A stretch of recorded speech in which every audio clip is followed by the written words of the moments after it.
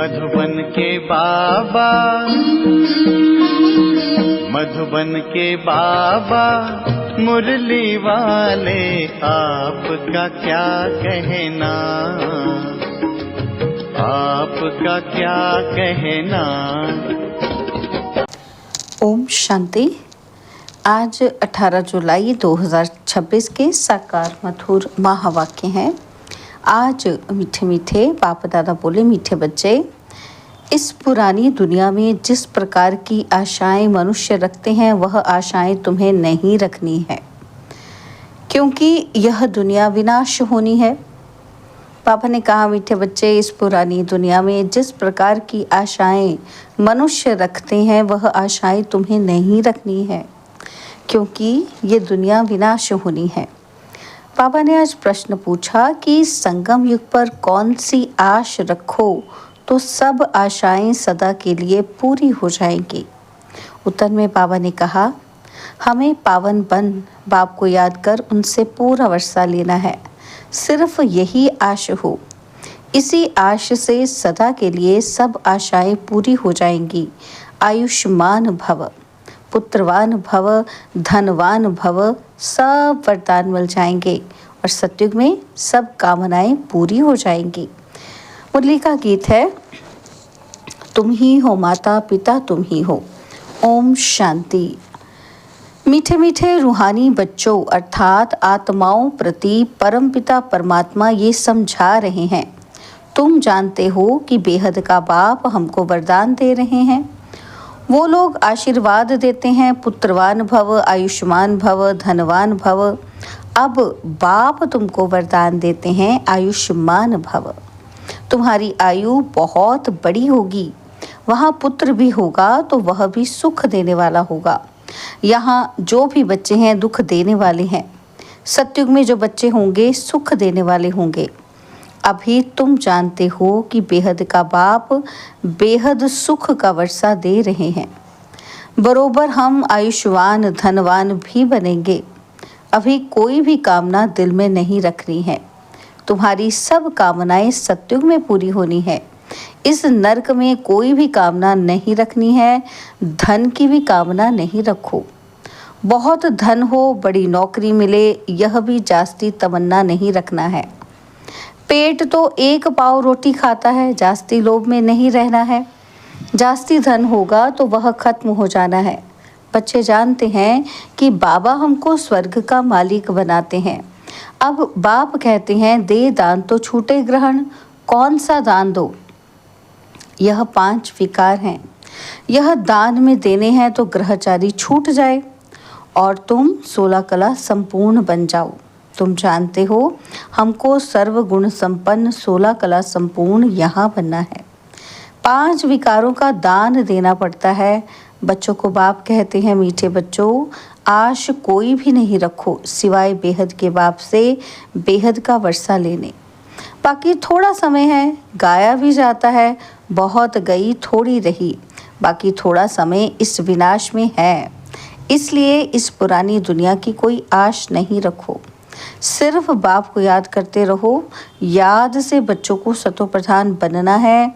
इस दुनिया में मनुष्य जो आश रखते हैं वह कोई भी नहीं रखो। आश सिर्फ रखनी है एक शिव बाबा से।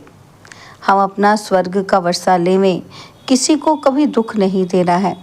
एक दो के ऊपर काम कटारी चलाना ये सबसे बड़ा दुख है। इसलिए सन्यासी लोग स्त्री से अलग हो जाते हैं, कहते हैं इसने छोड़ दिया है। इस समय रावण राज्य में सब पतित पाप आत्माएं हैं। अभी समय बहुत कम है।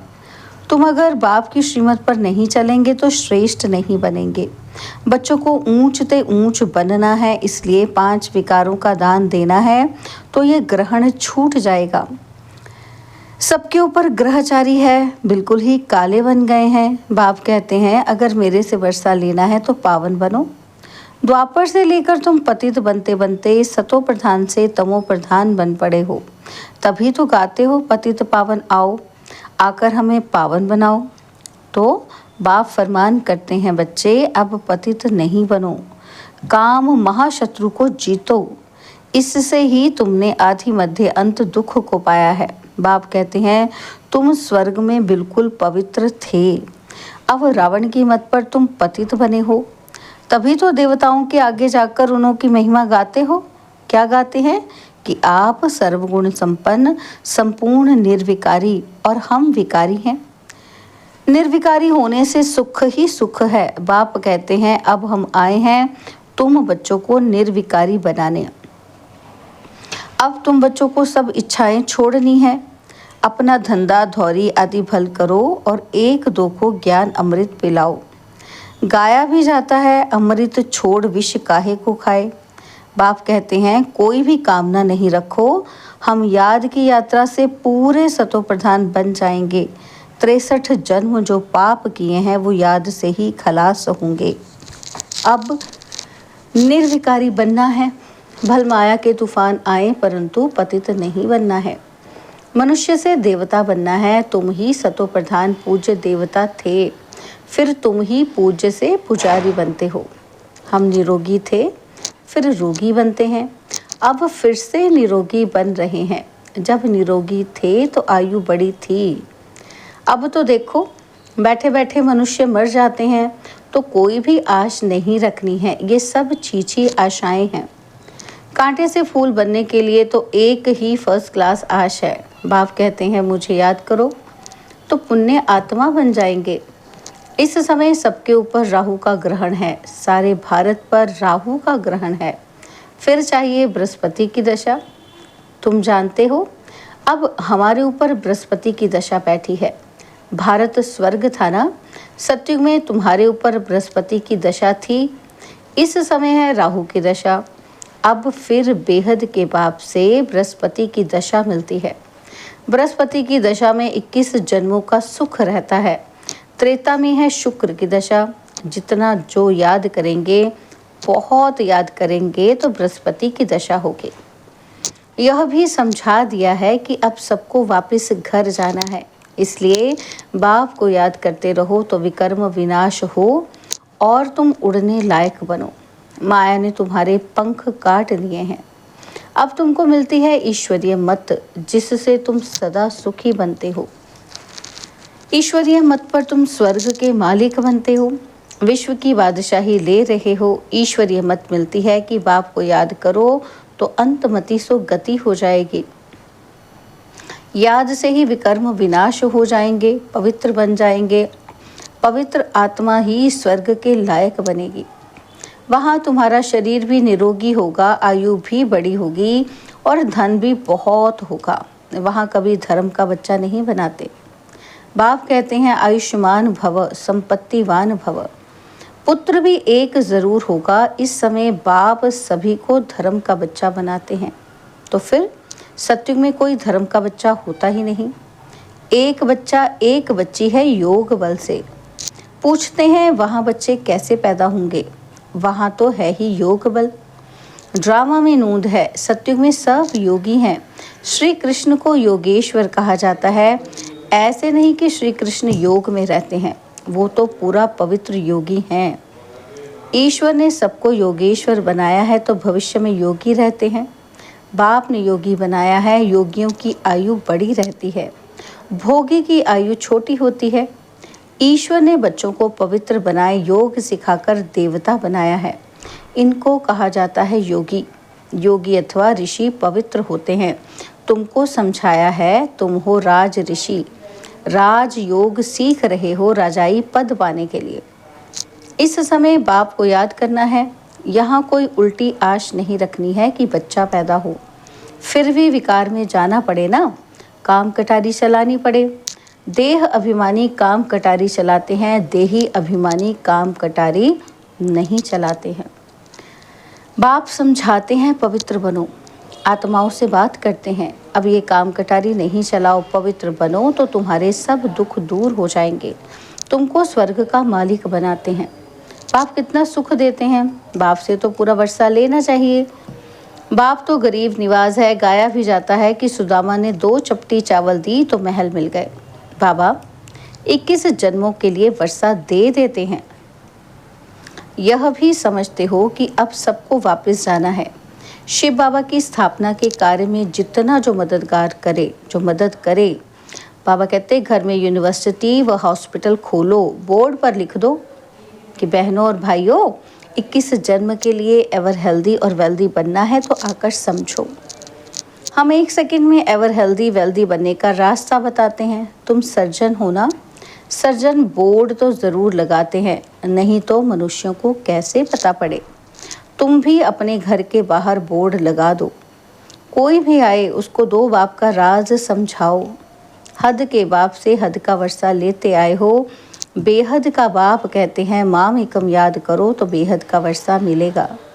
प्रोजेक्टर प्रदर्शनी में पहले ये समझाओ, इस पुरुषार्थ से तुम ये बनेंगे। अब है संगम, कलयुग से सतयुग बनना है। तुम भारतवासी सतो प्रधान थे, अब तमो प्रधान बने हो। अब बाप कहते हैं मुझे याद करो तो तुम स्वर्ग के मालिक बनेंगे। अक्षर ही 2 हैं, अल्फ को याद करो तो बेबादशाही तुम्हारी। इस याद से खुशी में रहेंगे। इस छीछी दुनिया में कोई भी प्रकार की आश नहीं रखो। यहाँ तुम पुरुषार्थ करते हो जीते जी मरने के लिए, वह तो मरने के बाद कहते हैं स्वर्गवासी हुआ। तुम सबको कहते हो कि हम स्वर्गवासी बनने के लिए बाप को याद करते हैं, उससे बेहद का सुख मिलता है। बाप को याद करने से तुम कभी रोएंगे पीटेंगे नहीं। तूफान माया के आते हैं, उसका ख्याल नहीं करो। माया के तूफान तो आएंगे, यह है युद्ध। संकल्प विकल्प आते हैं तो मुफ्त में टाइम जाता है। तूफान तो पास हो जाएगा, सदैव थोड़ी रहेगा। सवेरे उठकर बाप को याद करना है, बाप से वर्षा लेना है, यह धुन अंदर लगी रहे। बाप और कोई तकलीफ नहीं देते हैं, सिर्फ बाप को याद करना है और सबको भूल जाओ। ये सब मरे हुए हैं, आपस में यही बातें करते रहो। बाबा अब तो सिर्फ आपको ही याद करेंगे, आपसे स्वर्ग का वर्षा लेंगे।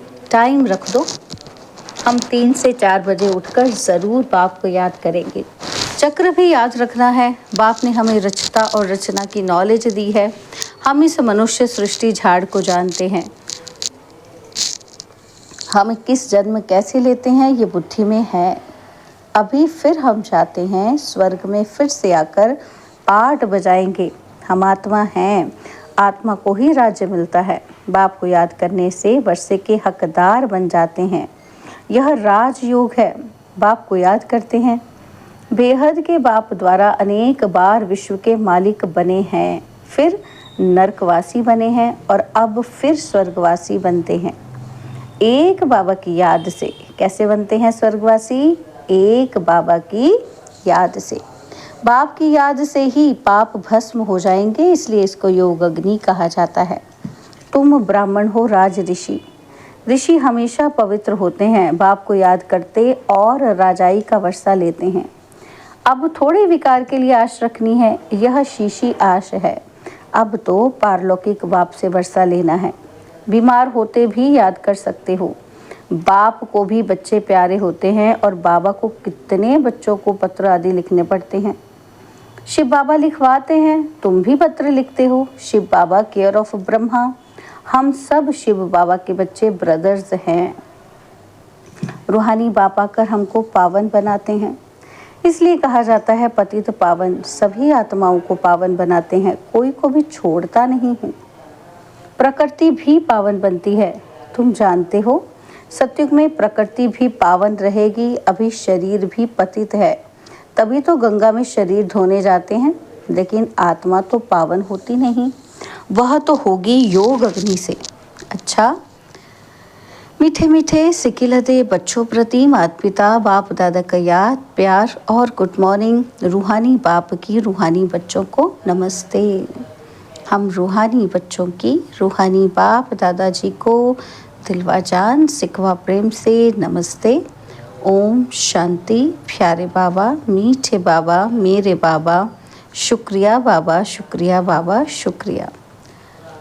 धारणा के लिए मुख्य सार है। पहला पॉइंट है, इस कलयुगी दुनिया में कोई भी उल्टी आश नहीं रखनी है। संपूर्ण सतो प्रधान बनने के लिए ईश्वरीय मत पर चलना है।